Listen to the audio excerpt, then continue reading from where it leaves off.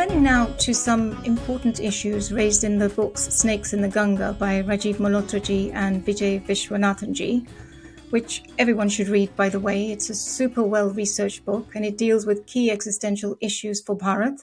And I should also say, you can also watch Saloniji's very excellent interview with Rajiv Malhotra, which is probably either up here or here. And if it's not there, it's definitely going to be in the links below. The contention is that anti-Hindu snakes in the den of rogues and thieves, which is Harvard, previously being bred for export, are now going to be expanding to breed on home turf in India. Is that a oversimplification or fair assessment? Well, I will also give a shout out of support and appreciation to Snakes in the Ganga.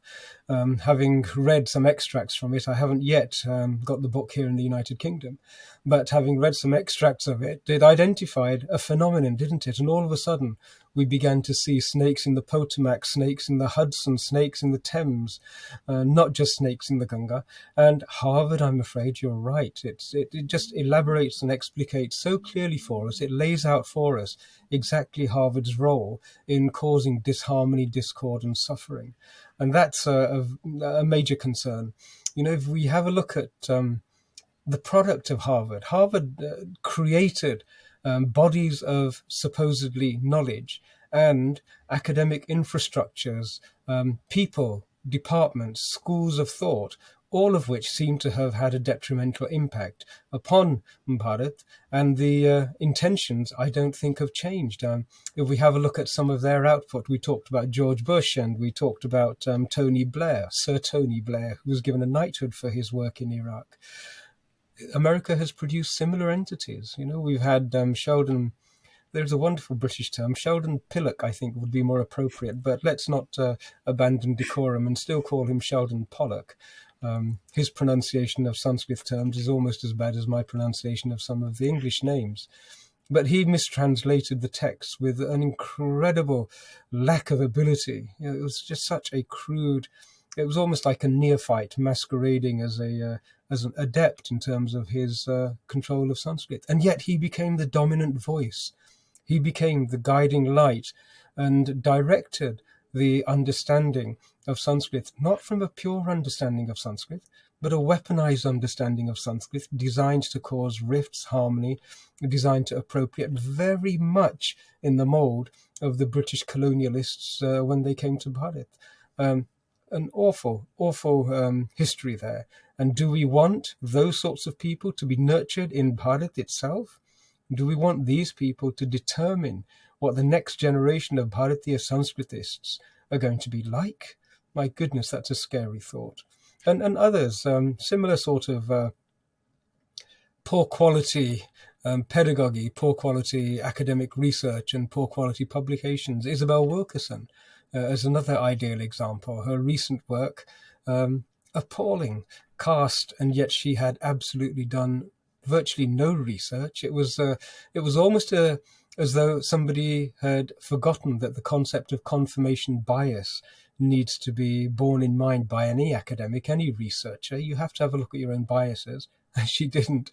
It is merely one enormous, weighty tome of confirmation biases, and then some ideas which don't bear scrutiny. Just some of the American experience, the lenses through which American academics look at the American society were the same spectacles that she donned to look at Indian society. And it's that colonialist gaze. So very, very poor quality academia is the output, and we do not want to see that nurtured and replicated in Bharat. You know, you mentioned Isabella Wilkerson. It just reminded me of something I heard J.S.I. Deepak say. He said, "Why would I want to listen to a former slave weaponizing caste to pave the way for the creation of future slaves?" I found that quite interesting. And although I must add, just for context, he did say, and we would agree too, that, you know, we empathize and sympathize with the African Americans because we've both shared similar ravages of colonial history. But that doesn't legitimize a shallow, agenda-driven piece of work with very little understanding of the complexities and diversities in Indian societal structures, just like you mentioned. Firstly, a wonderful phrase from J.Sai Deepak in that one short sentence of maybe a dozen words. He captures more wisdom and a deeper understanding than Isabel Wilkerson does in her whole book. And I totally agree with what you've also said about shared history. We do not have Indian scholars, we do not have Hindu civilizational scholars who would feel themselves qualified to pass judgment and look at the African American rediscovery of their identity, of their journey towards healing and their journey towards recovering from incredible suffering. We do not have scholars who would do that. We would deem it to be so disrespectful and insensitive.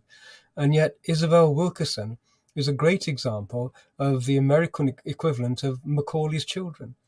Her name, her attitude, her approach, her orientation, everything about her fills me with pain and sadness, because she has no recollection and no understanding of the manner in which her being and her identity has been colonized.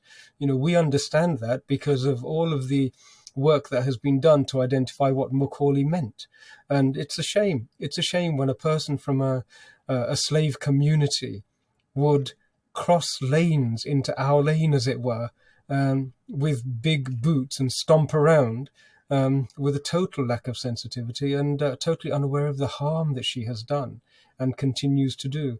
We have been very actively engaged in trying to undo the consciousness of caste. The caste consciousness is something that was deliberately engineered and then imposed through violence and force into Bharat by Euro-Christian British colonialists. And that consciousness is something that was then seeded in classic divide and rule, and we have been struggling to uproot it from our consciousness. And what did Isabel Wilkerson do? Plaster it over a whole continent in the United States. And it's really harmed us. It's set us back a long way. But we will have to work to undo that caste consciousness there as well. And she, too, is a product of the American academic institutions. And there was talk of her, I think it was a Booker Prize or a Pulitzer Prize or something like this. But it's such shoddy academic work, and I don't think that will happen now. But yes, Snakes in the Ganga, please, everybody, do read it. And if the Ministry of Education in Bharat haven't yet managed to give a copy of it to every single one of their administrators and bureaucrats, please, somebody send them copies. It's vital reading for this sort of decision making.